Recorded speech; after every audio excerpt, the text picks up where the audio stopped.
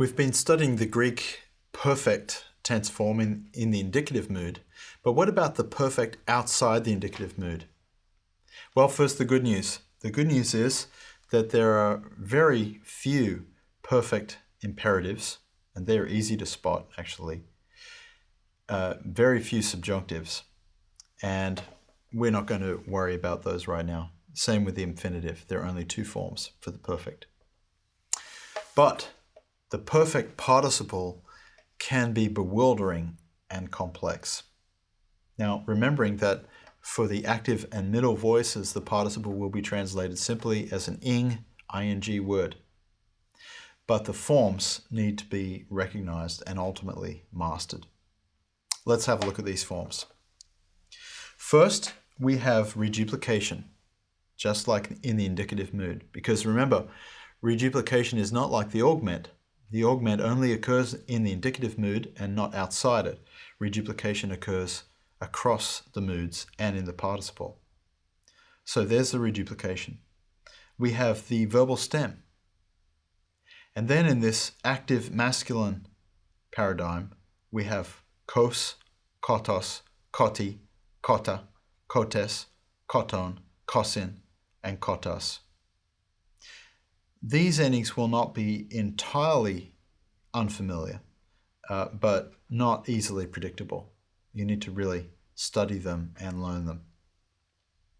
The feminine is even stranger. We have the le, reduplication, the stem, the kappa that we've come to expect for perfect forms, and then this diphthong, hui, followed by alpha endings. So we have leluquia, leluquias, leluquia, leluquian, leluquiae, leluquion, leluquias, leluquias, using the Erasmian pronunciation. Now the modern pronunciation, lelikia, lelikias, lelikia, lelikian, lelikie, lelikion, lelikies, lelukias. For the neuter, perfect active participles, again we have reduplication, we have the verbal stem, we have the kappa, and then endings that are very similar to the masculine form but slightly different. Instead of the long O omega os, we have the short omicron os. Lelukos, lelukotos, lelukoti, and so forth. So these forms represent some new learning, some unpredictable forms here or there, but the good news is they're very recognizable. So once you understand what these forms look like, you should be able to spot them fairly easily in the text. Now these are just the perfect active participles. Now we turn to the perfect middle passive participles. And these are much more straightforward. In fact, these are completely predictable. First you have reduplication. Then you have the verb stem. Then you have these middle passive endings that we have already learned with the present middle passive tense forms.